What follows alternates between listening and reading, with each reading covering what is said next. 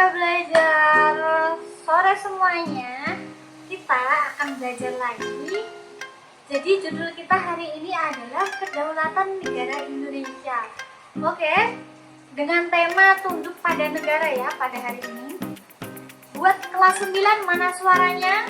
Ya. Nah, apa sih yang dimaksud dengan kedaulatan? Oke, masuk pada pengertian kedaulatan, yakni sumber kekuasaan dan pemegang negara yang tertinggi dinamakan kedaulatan. Paham? Kemudian, kedaulatan sebagai kekuasaan yang mutlak, abadi, dan tidak terbatas dari negara. Jadi, asal mula kekuasaan negara ada dalam negara yang melatar belakangi adanya macam-macam kedaulatan.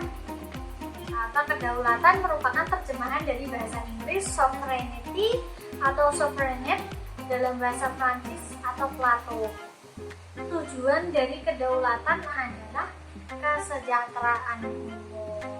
Ya, itu adalah salah satu nilai dari Pancasila, yakni kesejahteraan umum dan mencerdaskan kehidupan bangsa. Oke, selanjutnya ada 3 macam teori kedaulatan. Yang pertama, teori perjanjian masyarakat. Jadi teori perjanjian masyarakat ini adalah teori kontrak sosial. Jadi menurut Rousseau, teori ini menggambarkan jika kebahagiaan masyarakat tidak selamanya bisa hadir karena adanya ancaman-ancaman dari masyarakat itu sendiri. Dan oleh karena itu, dengan penuh kesadaran manusia melakukan kontrak sosial menjadi keadilan bernegara. Pemahaman Rousseau yang demikian menjadi dasar bagi kedaulatan rakyat. Nah, jadi tidak selamanya manusia itu berada pada fase bahagia, karena kebahagiaan itu juga memiliki sisi sisi sedihnya gitu. Dan ancamannya dari orang itu sendiri, bukan dari orang lain gitu. Kamu memilih bahagia ya diri kamu sendiri, kamu memilih untuk sedih juga diri kamu sendiri. Sama dengan kontrak sosial kita, kalau kita memilih negara kita hancur ya berarti pilihan kita. Kalau negara kita tetap berdaulat juga pilihan kita, gitu kan?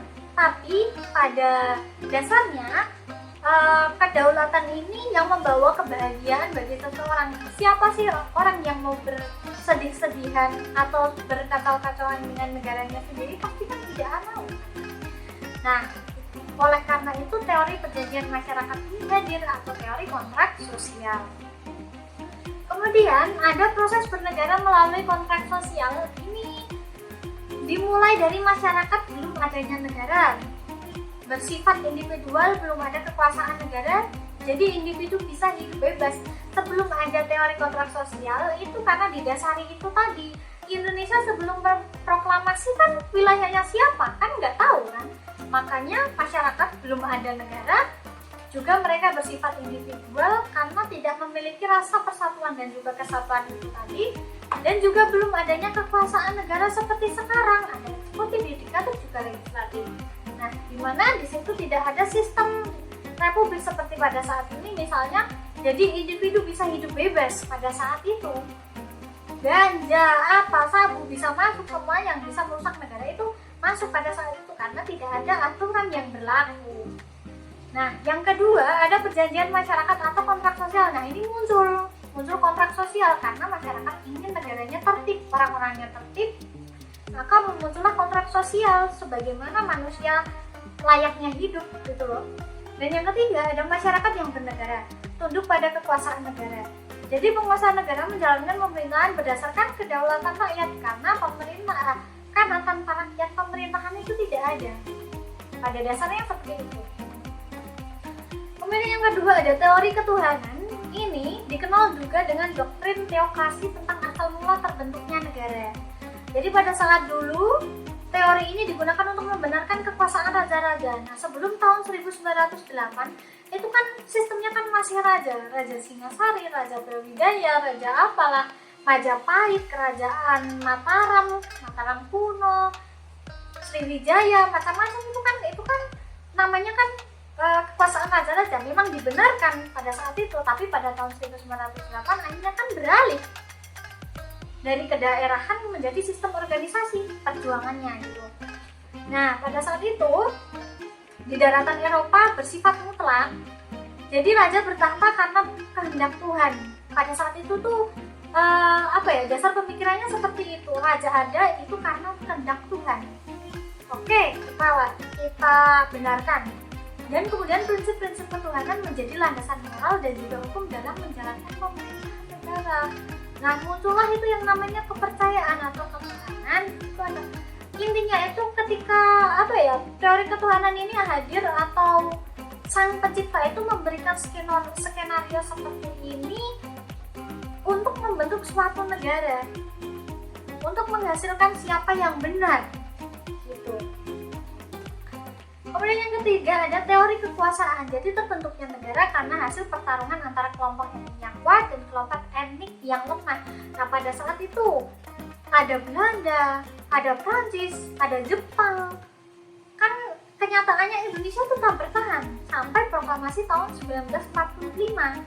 Nah, ini awalnya memang Indonesia itu adalah etnik yang lemah pada saat itu karena belum sadar bahwasanya kita itu harus bersatu gitu sebagai warga negara. Tapi ketika setelah kita memiliki kebangkitan nasional, adanya Sumpah Pemuda menjadi awal dari kelompok etnik yang kuat ini, itu membawa negara Indonesia merdeka. Jadi pada intinya kelompok etnik yang kuat membentuk negara dan menguasai kelompok etnik yang lemah pada saat itu. Dan muncullah hukum yang dibuat oleh kelompok menang dalam pertarungan kekuasaan. Jadi yang menang ini berhak membuat hukum. Dan dengan begitu ada pendapat yang menyatakan untuk mempengaruhi jalannya pemerintahan maka ikut bermain di dalamnya. Itu sistemnya seperti itu teori kekuasaan itu. Kan kalau kita ketahui ya, teori kekuasaan itu kan kekuasaan itu ada ini yang di Indonesia itu ada trias politika, eksekutif, yudikatif, dan juga legislatif. Nah, itu. Jadi untuk mempengaruhi jalannya pemerintahan maka aparat penegak atau pelaksananya juga harus ikut bermain gitu loh. Karena pemenang, dia itu pemenang gitu. Ikut bermain. Nah, teman-teman, itu adalah mengenai kedaulatan, mulai dari hakikat sampai dengan macam-macam teori kedaulatan sudah Kak Mala jelaskan. Kurang lebihnya Kak Mala mohon maaf jika ada yang kurang. Teman-teman bisa bertanya ke Kak Mala jika ada yang dibingungkan dalam penjelasan Kak Mala pada video kali ini. Jangan lupa like, komen, dan subscribe